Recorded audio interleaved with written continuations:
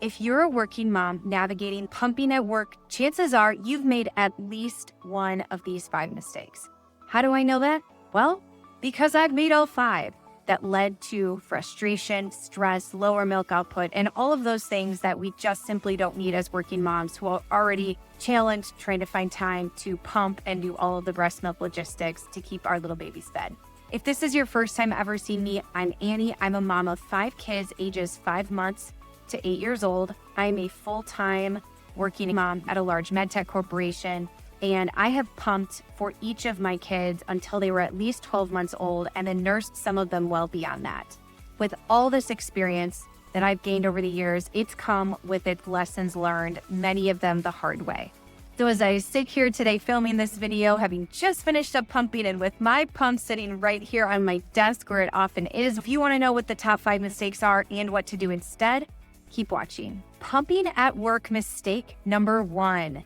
You wait until the last second to pack your bag for work. You're rushing around trying to get kids out the door in the morning, get yourself dressed and out the door for work, and you haven't packed your pumping bag with your breast pump, all the parts, whatever other essentials that you need, maybe a cooler, and you're kind of throwing things in last minute.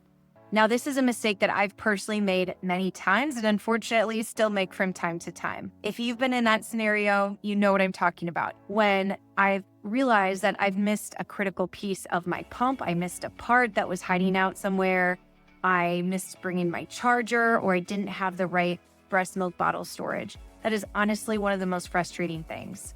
Don't leave packing your bag with all of your essentials until the last minute when you're already in a rush running out the door. Instead, what you should do is incorporate packing that bag into your routine, either the night before, if you're really on your game, or if you're more like me, it's a combination of the night before and morning of. After all, if you need to pack a cooler, there's always something like an ice pack that you're gonna have to throw in last minute. But the extent to which you can pack that ahead of time, you're gonna be much better off. And then you don't have to worry about forgetting a key component that ultimately will not allow you to keep your breast milk or won't even allow you to pump. I've had to make emergency trip to stores to buy a manual pump before when I've forgotten a key component, because when you're at work and you simply need to pump, you gotta pump, right? Like there's no option. You have to get that milk out. So don't make that mistake. Pack your bag ahead of time, making sure that you have all the essentials and everything planned out so that you can be successful at work when you're pumping. Mistake number 2, you don't dress for success. Now, if you've listened to any of my other videos, I talk a lot about personal brand and how to have a successful career as a working mom while juggling both motherhood and career. And that type of success is not what I'm talking about. In this case, I'm talking about dressing for breast pumping success. Now, I know that sleek, beautiful work dress that you have that's high neck, that has that zipper all the way up the back. I know that looks beautiful on you, and I'm sure you love it and it makes you feel great. However, that is not the easiest outfit to wear for breast pumping. So make it easier on yourself each day at work and try to plan your outfit around something that will make breast pumping easy. I love, as an example, what I'm wearing right now. I just finished pumping a short time ago, so this is a great example. I've got a kind of tight-fitted blouse under a blazer. And this does a couple of things for me. First of all, it gives me great coverage. I don't know about you, I'm a little self-conscious, I'm a little chestier, so it gives me that nice coverage, but it also is very easy to access when I need to pump. And so having an outfit like this where you can either pull down or pull up your shirt and then have your jacket over you, you don't have to fully undress, it just makes it easier. I also really like button-down shirts because, again, back to that easy access. So just plan your outfit around breastfeeding. And yes, that might mean putting away some of those awesome high neck dresses or shirts, but it's totally worth it to wear something that's easy to pump in because it's one less thing that you have to worry about. Number 3, and this is something that I still sometimes struggle with, to be honest with you. You're not pumping often enough. Yes, I see you. You have all the good intentions to get 3 pumping sessions in throughout your full work day, but you only get in 2.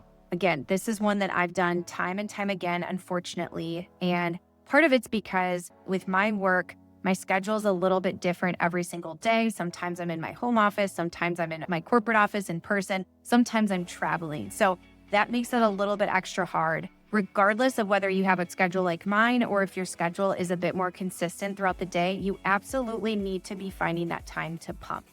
block it off on your calendar, talk to your manager. There are federal laws that protect a woman's right to be able to breastfeed while she's at work. So definitely make sure that you are setting aside that dedicated time for you to do this, because we know that there are ramifications if you don't. And a couple of them, obviously, if you consistently drop a pump throughout the day, you might not make enough milk for your baby to feed them the next day or the next couple of days. Over time, if you do this consistently, your supply may drop. Additionally, and I hope I'm not the only one, I guess I actually do kind of hope I'm the only one that this has happened to, but I suspect I'm not. There have been times when I waited way too long to pump and I started leaking through my shirt. Yes, I don't know if that's happening to anyone else. I hope not. Let me know in the comments if it has and we can commiserate together. Not a great experience, and potentially it puts you in an embarrassing situation as well. But that has happened to me more than once, I'm ashamed to admit. So don't do that. Don't make that mistake.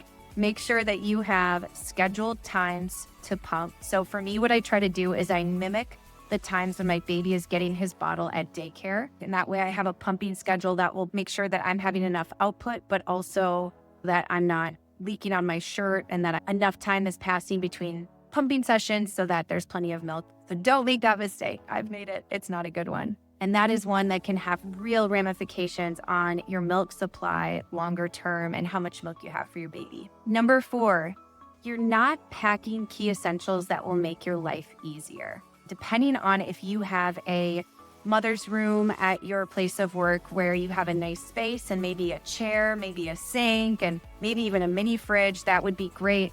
For me personally, I do have those amenities at my corporate office when I go there, but I'm not always there. Sometimes I'm pumping in the car, at the airport, in a parking garage, all sorts of random places. And so depending on your work lifestyle, depending on where you work and how you work, you might have to get a little creative sometimes, but there are some things that you can pack in your bag to make your life easier. So things like wet wipes, things like extra paper towels, things like extra gallon Ziploc bags, things like coolers with ice packs, breast milk storage bags if you're short on space inside of your cooler as opposed to storing it in bottles. Another thing that I consider is packing a snack for yourself. While you're breastfeeding is a great time to drink some water and have a snack. Those are great ways to take care of yourself while you're also taking care of your baby as you're pumping at work. So make sure that you're packing those essential items that can make your life just a little bit easier and better while you're pumping. If you want to know more about what specific pumps I use when I'm pumping at work and also other equipment such as coolers and breast milk, cooling bottles and things like that, take a look in the description below and I'll link some of my tried and true favorites that have seen me through 5 children's worth and many, many, many months of pumping. And mistake number 5, you don't have the correct flange size. I remember when I first started pumping with my oldest, I was back to work. I was so intimidated by all of the different pump parts. I didn't really understand how they worked and what they did and how to best utilize them. And I was so fixated on trying to make sure I understood how everything worked and making sure my breast milk would be cold that I didn't do one of the most basic steps, which is measure myself and make sure that I was using the correct flange size. Because what happened is I started pumping, and because I didn't have the correct flange size at first, my supply ultimately went down. I wasn't having enough milk output. So over time, my supply kept going down and down and down. And it got to a point where I felt like my daughter was getting hungry. Like I was barely able to have enough milk. I was having to dip into our not big enough freezer stash to make sure that she had enough milk for her bottles. And when I reached out to one of my friends who's a lactation consultant and talked to her about it, I'm like, what am I doing wrong? I was so confused.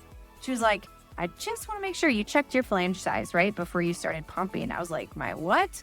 So word to the wise, if you haven't done that yet or you haven't done it recently, make sure that you are checking your flange size. Many breast pumps come with a little handy measurement tool. Otherwise, you can print them off online and utilize them there, or just look up online how to find your flange size. Making sure you have the right size is important because it makes sure that your breast pump is optimized to take the most milk out of you in the most efficient amount of time, which is something we all want. We don't want that dipping supply. We want great milk output.